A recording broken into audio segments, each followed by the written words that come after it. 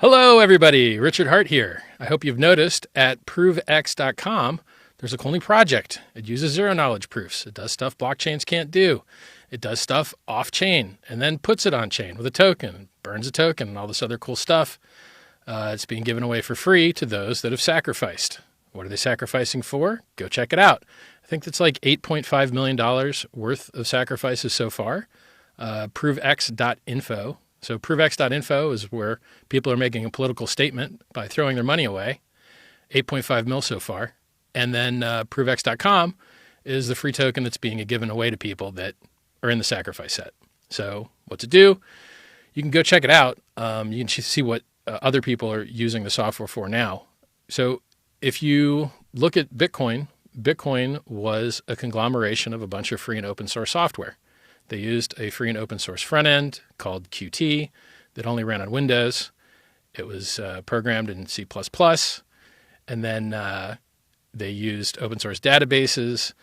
Everything's open source, right? So we stand on the back of giants. The breakthrough with Bitcoin was handing out tokens to on-ramp people for free.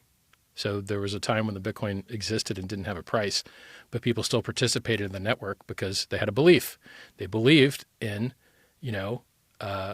I don't want to say self-custody because it's inaccurate, but holding your own knowledge, your own private keys, which these days are generated by seed words. Back when Bitcoin was invented, there weren't seed words. The generating of keys deterministically from seed words wasn't adopted yet as a BIP, Bitcoin Improvement Proposal. So long story short, the breakthrough with cryptocurrency and Bitcoin was that you could prove people aren't double spending their coins by having a proof of work, which proves that the coins haven't already been spent, and then you wait so many confirmations until the economic energy of all of the blocks that are stacked up top of the one that you care about is enough for you to believe that it's not going to be rolled back. And right now, with Bitcoin over $1 trillion, it's a lot of economic energy every 10 minutes. It's pretty funny to wait 10 minutes for a block, to tell you the truth. In Pulse Chain, for instance, we have blocks every 10 seconds. It's a lot faster. Is it 10? Pretty sure it's 10. It depends on how quick people find. It could float a little higher, a little lower, like half a second or so. So the breakthrough in blockchains, particularly Bitcoin, was that you have proof of work, doing timestamping, proving that people aren't double spending their coins, and you on-ramp new users because they can mine their own coins for free, at least in the beginning, or they could mine coins out of thin air by enriching electric companies and mining companies, proof of waste, you could call it, later on.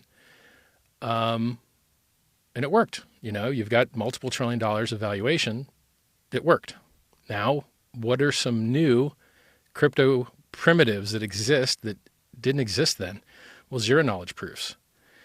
So, for instance, one of the biggest problems with crypto is if you want to de-risk or risk off or whatever, or get into something that's guaranteed to go to zero over time, but it does it slowly, the dollar, you need to go through a centralized exchange because there isn't any counterparty risk-free, decentralized on-chain exchanges for Bitcoin that have any volume or have any adoption. The devs actively don't want people building things on top of Bitcoin. They reduce the amount of data that you can put into the chain. And that works well for other chains like Pulse Chain because it makes it easier for people to launch tokens on it with like pump.tires or, use the tokens that are already there. It's a full system state fork of Ethereum. So if you had any coins on Ethereum or Ethereum itself around 2 years ago, you got free coins on Pulse Chain. So what am I? This is a really long story. This is how it goes when you're speaking from the heart with no script. So long story short, what was the breakthrough with Bitcoin? Giving out tokens for free to on-ramp users, solving the Byzantine generals problem with double spending so people could prove that their coins aren't being double spent. And now, what is this technology, the zero-knowledge technology that ProveX is built on? What can it do that Bitcoin can't? Well, it can solve that counterparty risk problem. It allows you to prove things that blockchains can't prove. So many years ago, I won't say many, but a few years ago, people developed technology which allowed you to issue cryptographically secure proofs from secure certificates that you see every day with email or you see every day with websites. So when you receive an email or when you go to a website, that little lock, that little SSL lock, you can do things with it that people aren't aware of. And that's really the breakthrough here. You can issue statements of proof from those certificates regarding what is in the statement. So if you go to a web page and it has an SSL certificate on it, you can prove that that server said that thing. And if you put it on the blockchain at that time, or at least no later than that time, and so you could solve a lot of other trust. So blockchains solve double spending trust and timestamping trust and when things happen trust, but they can't solve for you without this other technology that runs alongside them and makes them more powerful and can do things they can't do. So if someone, let's say you wanted to trade crypto without a disgusting middleman in the middle, say an exchange, the guys that get hacked, de-anonymize you, ruin your privacy, ruin your security, lose your coins, ask you a bunch of weird questions. It's the least enjoyable part of cryptocurrency. It doesn't need to be that way. You can trade directly with someone else. So the problem with trading with someone else is you have this issue of trust where, well, they say they sent the money. Did they send the money? They said this. They said they sent the. How can you prove they sent the money before you send your coins? Well, ProveX. ProveX allows them to sign a statement from an extension in their browser. You can do it other ways too, but this one's one way you can do it. That proves that they sent the money. And so, if two people perform a trade, and it's not just restricted to cryptocurrency exchanging, or is that even the right word? Basically, anytime someone wants to prove that they did something, as long as you trust the server that's issuing the proof. So let's say if someone said they PayPal'd you something, you could pull proof from the email they got from PayPal's email server or from PayPal's website itself.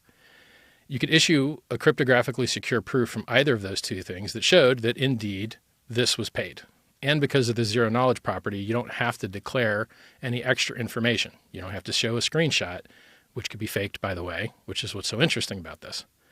So blockchain solve double spending, ProveX zero knowledge tech, and I prefer to brand it just ProveX because I'm not here to advertise zero knowledge tech. Just like Satoshi didn't advertise the database he was building on, and Satoshi didn't advertise the Qt GUI, graphical user interface software he used. He didn't advertise the cryptographic primitives that preceded his work. He wasn't out there advertising SEC P256K1 as a curve, right?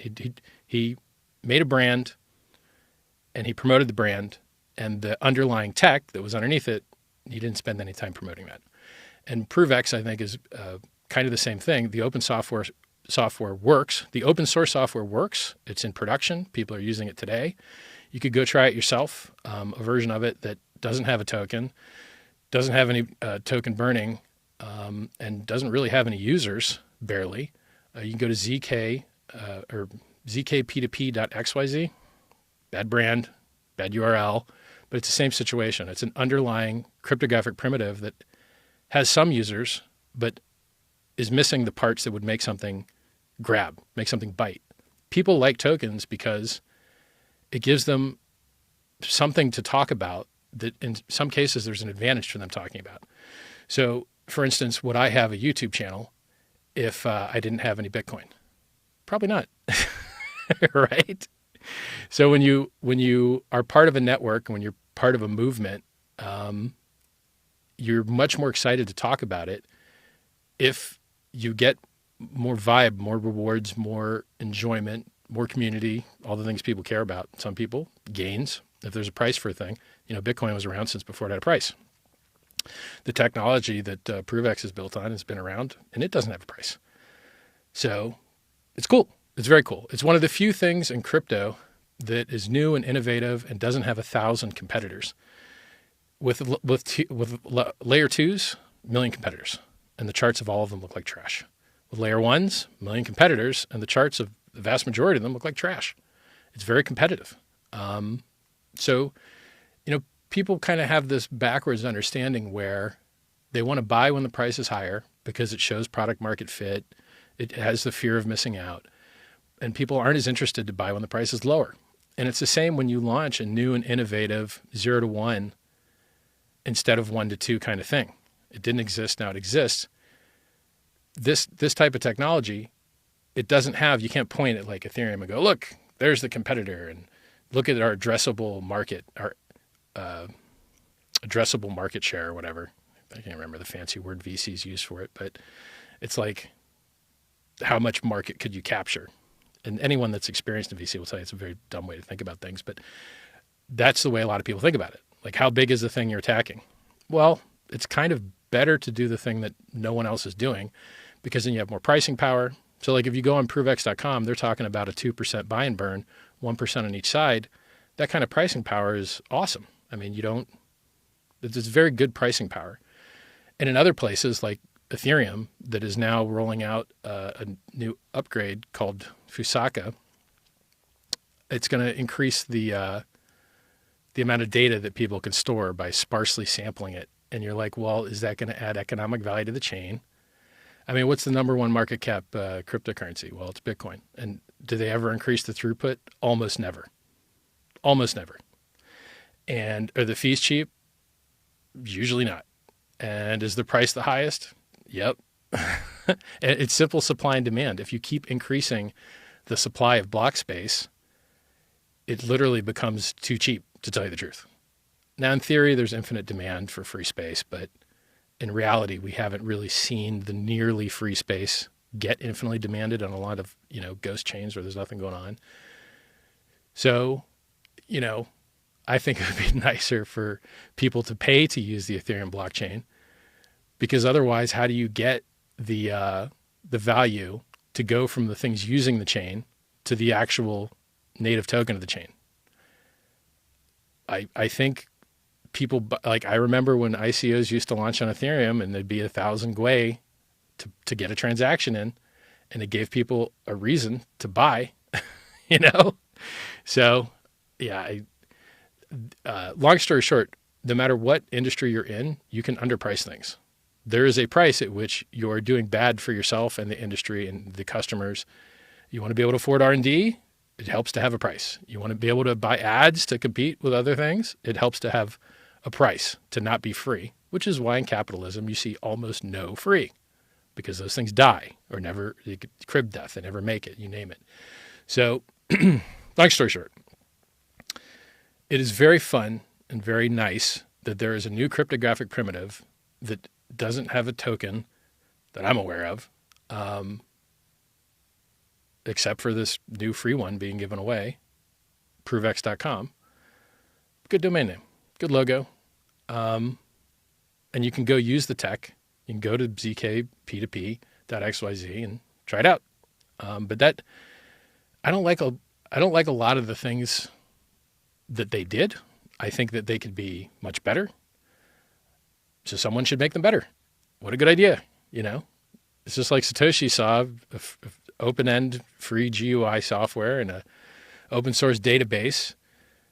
And then he's like, oh, there's a proof of work thing that they use for email where they just, use CPU cycles to prove that you're not a spammer, that you're a real person. So it introduces a cost. And you're like, yeah, you can combine those things into a nice blockchain. He combined open source software, and then he had to choose like a couple parameters. He chose the 10-minute block time. He chose the 4-year halvening. I wouldn't have chosen a 4-year halvening. I would have had it reduced much more quickly. This like, boom, every 4 years thing, it seems stupid. It should be more incremental, in my opinion. So, long story short, I'm excited. It's another thing that's like, what do blockchains do that you care about that are important? Censorship resistance, on-chain exchange to remove counterparty risk. Mad gains is nice. You can have it. That's another thing people don't understand. If people have finite economic energy, more tokens equals lower prices across everything. It's really that simple. It's supply and demand. And the only way that you get around that is if the tokens are reflexive and are holding their liquidity in themselves. So like the majority of PulseX liquidity is in Pulse.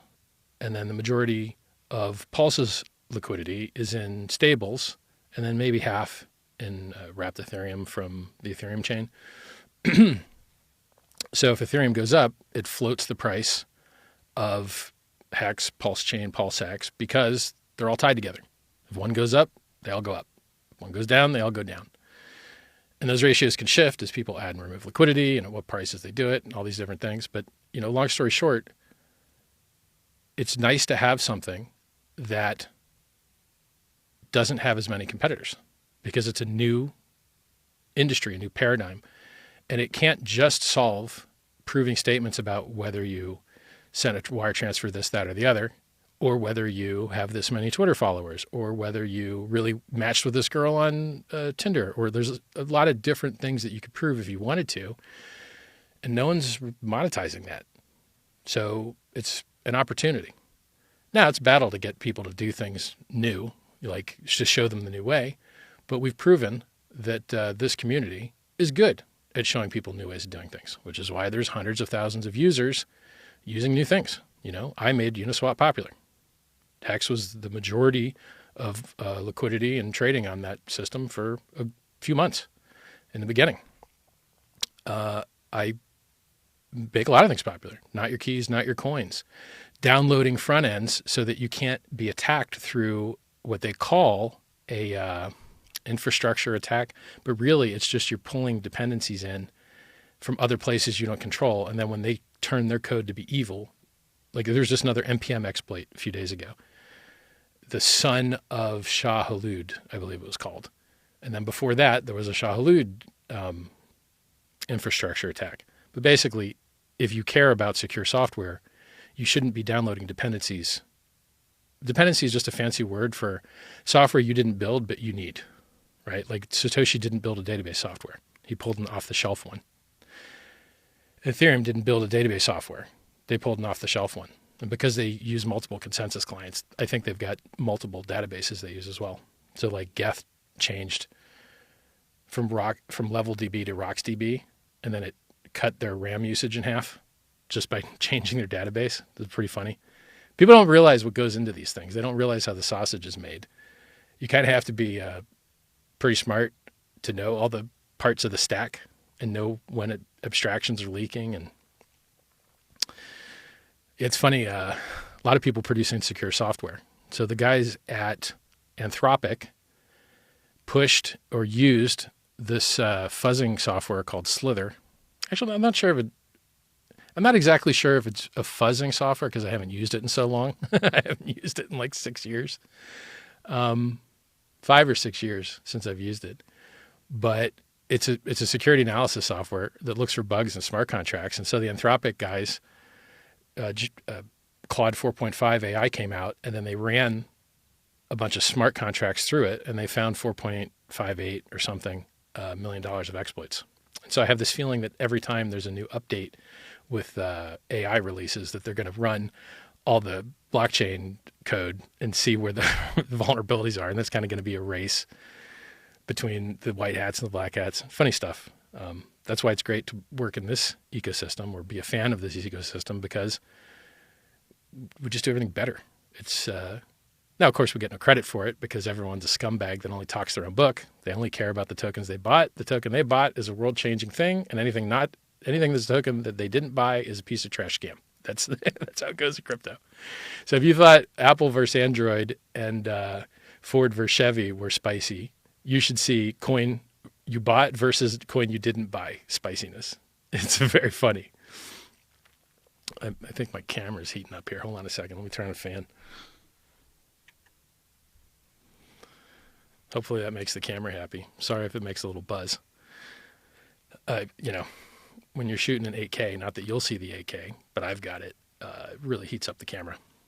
Yeah, it's funny if you pull back my YouTube videos from like 2017, about 8 years ago, the quality's amazing. Why? Because I do everything better. It's better mic, better camera, better lens, better everything, almost everything. Yeah, so ProveX.com. Now, people wonder, Why don't people in Pulse Chain and Pulse X and Hex get any advantage over normal people in the ProveX sacrifice? Well, who knows? But I can make some guesses.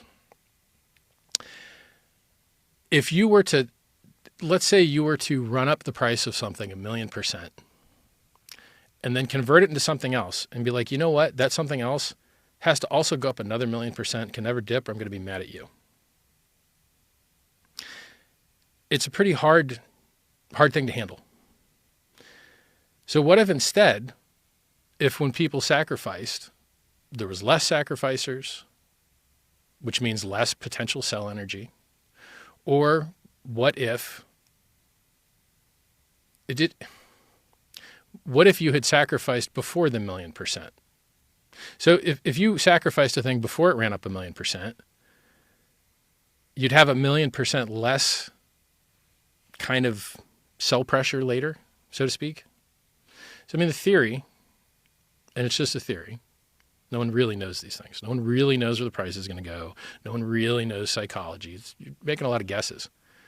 The theory is if people sacrifice things at lower numbers, it's much easier for them to be happy because it's much easier for it to go up because there's less sell pressure. So like part of the reason Hex went up 1,000,000%, in my opinion, is because there's less sell pressure because people were locking it up for years.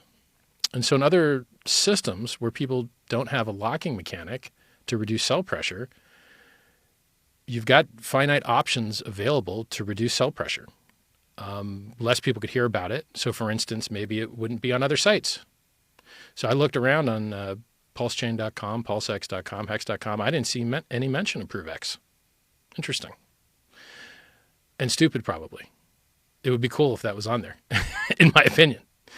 But it probably leads to less sacrifice and probably leads to less potential sell pressure if the token ever has a price.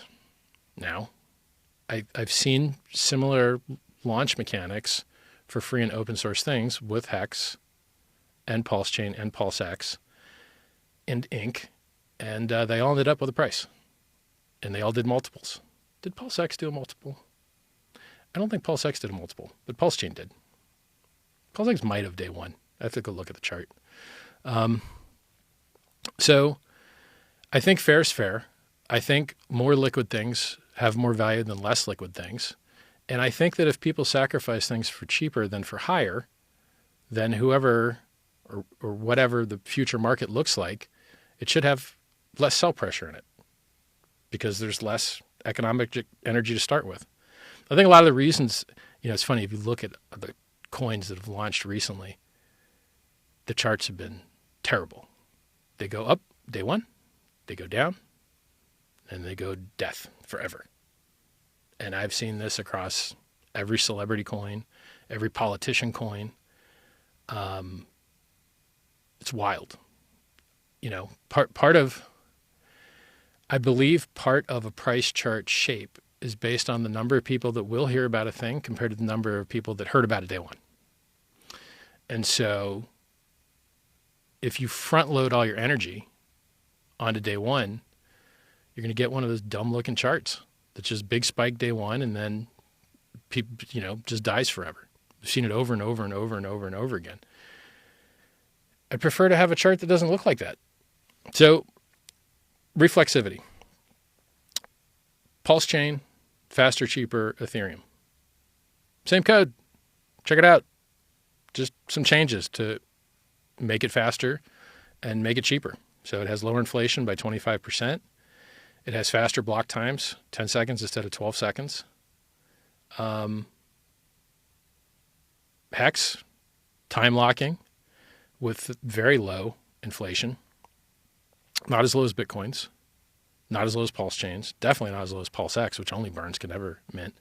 And I believe ProveX is the same. It can only burn, never mint. If you want to see a cool looking chart, I hate mentioning a website that, you don't want to show someone a website that has 1,000 million other coins on it that can scam people. You prefer people not get scammed. But if you do know where to look up the chart of, say, Pulse X versus Pulse, it's an amazing looking chart in favor of Pulse X. And I think the reason for that is because it has such a superior buy and burn mechanic and it can never inflate there is some inflation in Pulse to stakers. I think they get like 10% a year on average. You'd have to there's websites that track it, like ultrasound.money or something. I don't exactly remember it. Maybe that's Ethereum's supply tracker. Maybe Pulse Chain Stats has that. PulseChainStats.com.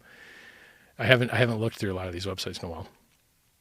So long story short, I think Pulse Chain and Hex and PulseX are amazing. And I think all they need is some marketing. And I think having a cool new project that doesn't have as much competition as Layer 1s or DEXs can work well. Because if what you're trying to do isn't working, you have to rotate. If people were interested in what you had, they would have it already. You have to rotate your pitch. You have to try different things. So if you say this is to on-ramp new users to this thing, and then people check the chart and they don't like the chart, they're not going to like the new thing. If you say the new thing is to help all chains, amplify all chains, transcend chains, you end up with users that don't care to check other charts because it doesn't matter as much, because they're not, the reason the thing exists is on its own. What else? Yeah, some thought went into this stuff, my guess. So I think the chart of a thing that has decamillions of sacrifice is likely a lighter, easier chart to go up than a thing that has, say, a billion, just from a math perspective. What else? I got a bunch of questions from you guys. So that's just off the top of my head stuff. Paper, you see? You can print questions and you can answer them. The Richard Hout account on Twitter asked, hey guys, if I'm going to do a video, what do you want me to answer for questions? And here you go. Here are those questions. You've been tracking the Genius Act. What opportunities does its rulings open up? It lets you create a stablecoin and compete with other stablecoins. So if, for instance, you've got extra overhead or extra counterparty risk or extra smart contract risk from having to bridge, you could find a counterparty that wants to launch directly on your chain, which should reduce counterparty risk. But it's not active yet. So the legislation passed, but the things that it's not, the legislation passed, but it has a timer on it where it's not active yet. So people don't know that, and they just pretend that it exists. It doesn't really exist yet. It's on its timer to start at some point. How does having the most liquidity on PulseX versus Uniswap provide value to traders and secure Pulse Chain's position in the market? Well,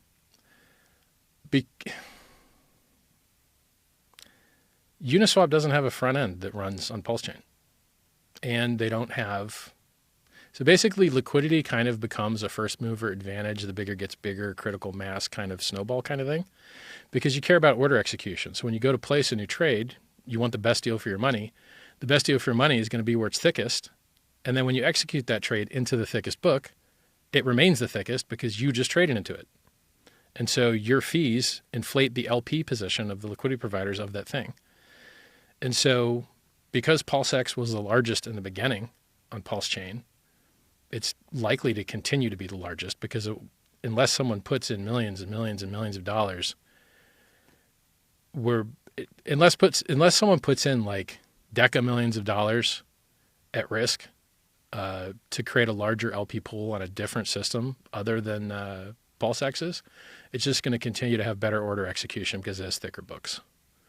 And then you have to choose. So if you tie your new coins to stables and they become popular and people buy them, it nukes the prices of everything else because you have to buy stable to get into that thing. So like when Trump Coin launched and they chose to put, instead of Solana's liquidity, they used stable liquidity, it nuked the price. Why? Because people wanted the new thing, and to buy the new thing, they had to sell whatever other crypto they have for stable. Just like someone launched another L2 a couple weeks ago. And guess what? You could only participate if you showed that you had tons of stable. So people nuked the normal crypto prices to get stupid stable. So if you want crypto to do well and you don't want to be scared that any one of your things becoming popular will nuke the price of everything else, you kind of need that reflexivity where everything goes up together. And then it amplifies it so that a move up in one thing moves up everything. But it's a double-edged sword. A move down in one thing moves down everything. And so you basically, I've never seen a coin, I've never seen an L1 chain do well launching a bunch of tokens that didn't incentivize people to end up through the liquidity pairings of getting the native token. So for instance, stablecoins used to run on another protocol. I think it was Counterparty protocol. And then they had a chain that they used. And the chain never made any money because people just paid a little bit of fees. A little bit of fees ain't going to get you nowhere. You need to be the thing that people hold. Store of value is a vastly superior game mechanic and value accrual mechanism than fees. Getting people to buy and hold your thing moves the chart more than fees. That's just how it is. You can go back and read the lore on all these concepts were first elucidated when X came out and went up 1,000,000% in a year and a half. Hope that answers your question. How do you hope to see WPLS used on Ethereum to come more embedded into the wider ecosystem? I'm not really a fan of counterparty risk or bridge risk. If you're on-ramping new users, you'd rather on-ramp them to Pulse Chain than to Ethereum. If you own more Pulse Chain than Ethereum, would be my guess, because your price might go up and they might enjoy more potential for appreciation. You know, Ethereum's price is now down after 5 years. That sucks a lot. And is it because Ethereum tech is bad? No, Ethereum tech's great. Well, why? It's too heavy. Market cap's too high. People aren't launching ICOs on it. Okay, so why buy the token? Bitminer, publicly traded. Tom Lee shills it on television all the time. He bought up 3% of the Ethereum supply, 2.5%, 3%. He's down. He's not up. He's down. Saylor bought who knows how many billions. Not looking that great for him either. So you'd prefer something that's a little bit lighter, a little bit easier to get to go up, you know. The S-curve thing is real. Things are unpopular. I'm going to do this backwards for you guys. Is that it? I don't know. I'll do it backwards for you. I'm going to do it from my perspective. And I'm going to do it from your perspective. So this is a normal S-curve. Early adoption, users, flat. All right, well, I called the top in Bitcoin many years ago at 65K before it dropped to 17K. And now it's at like 88K. And a few days ago, I think it was 85. It sucks. Nobody wants a 2X or a 3X. They don't. They want a 10X, 100X, 1000X. They're not, most people aren't going to get generationally wealthy on a 2X. So I hope that answers your question. I think Pulse Chain's cooler than Ethereum. But if Ethereum goes to the moon, I ain't going to cry too bad either. What's the multiplier to sacrifice firstborn children? I don't think there's any points awarded for that. Why did you buy ETH at 3.7K brev? It would have been nicer to buy it at 1,400, wouldn't it, when it dipped there? Wah! Yeah, no one knows with perfection where markets are going to go. How are we going to deal with banks, governments, etc. when proceeding with ProveX? Surely they would not like the idea, especially in the EU. I think governments like honesty and proof. So if you have something that proves statements and proves honesty, that sounds like a win to me. I mean, the governments appear to hate crypto a little less than they used to. So that's nice. Needless to say, I think our ecosystem has proven very robust to government attack since we beat the government in the government's court, which almost no one else has ever done. So maybe the government's figured out that we're not to be trifled with. Who knows? Are What are you hoping to have as key features of the minimum viable product? Go test ZK P2P.xyz. Terrible domain name. That working with a token and some token burning would be pretty awesome. By the way, the token can launch before any mechanisms to burn it exist. So you don't have to wait years for that. Launching a token, pretty easy, pretty well understood, pretty well audited and explored space. So I read on the website that the token could be issued shortly after the sacrifice phase. Because it's a PRC20, ERC20. The code is well understood.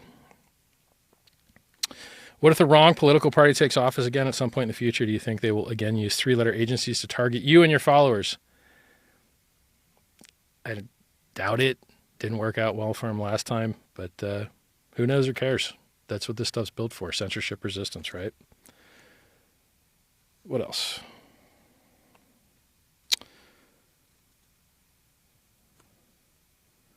Theoretically, the protocol we're launch would have a banking partner already. Baking partner, it says. That's funny. You don't need one. It's peer-to-peer, so the protocol doesn't touch. It's just software that peers run. It's just code. You can run it or not. It doesn't have any life of its own. It's just like the calculator program in your operating system. You can run calculator or you can not run calculator. It's a tool you can use for your own ends. Doesn't have banks. You might have a bank. That's your problem. Is it possible to fork something existing so we can research it? Told you about that already.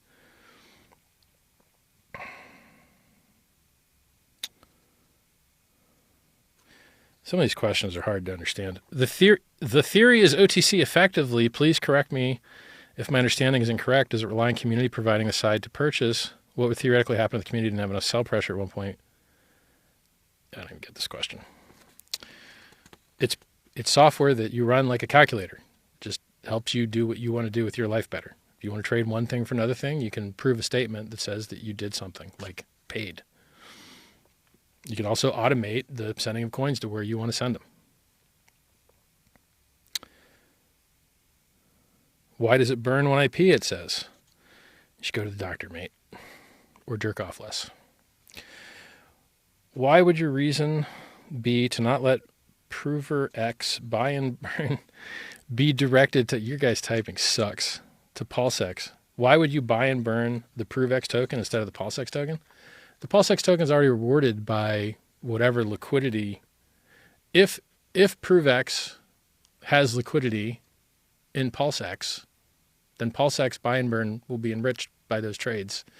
It doesn't also need to starve the native token of the new project because you hold that bag. The begging because you hold a bag thing is so gross. Hey, bro, why don't you just give new token to me, bro? Because I have this, like, Vitalik, why don't you just make it so that validators just give me money instead of themselves? Vitalik, why don't you just inflate supply and give to me, please? That's what your questions sound like. They suck. It's begging with more words. Satoshi, please give me keys to early blocks, please. Thank you. In poorly written, uncapitalized English. Man, I shouldn't have printed so much of this. This sucks. Been a while since I read comments, and it sucks.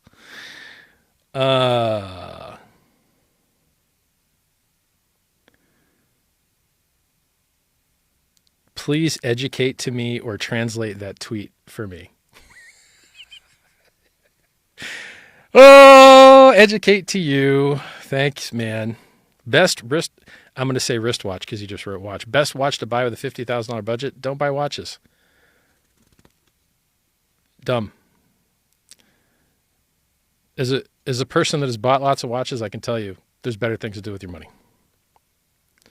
The only people that like watches are other guys. So if you need other guys to like you more, you can buy watches. When you live stream, you should use a clearly obvious AI version of yourself for the first 5 to 10 minutes just to mess with everyone and play into the theories and conspiracies. I extremely do not like being gaslit in that I do not exist. And the things I say, I don't say. It really bothers me. If you are intent on telling me that I don't exist and that I'm actually AI, block yourself on my behalf because I really dislike it. I do exist and I like the things that I say. Thank you. You're really smart. Did you go to college? Also, you have a lot of common sense. What city did you grow up in? Fort Lauderdale, Florida. And I went to school in Davie there. And I went to community college and it sucked and I quit. Thank you for the kind words. Everything you want to learn, it's on the internet now. The best way to learn stuff is to pull knowledge in as you need it, not to shove a lot of knowledge into yourself and hope you need it one day. You're just going to forget it all. It's all going to be useless. Pull in knowledge as you need it.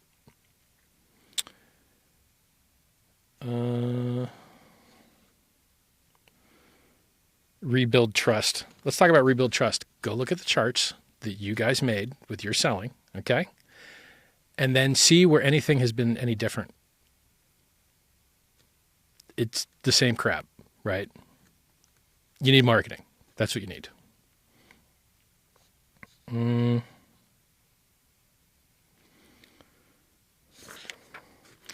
We miss you and love you lots. Thanks.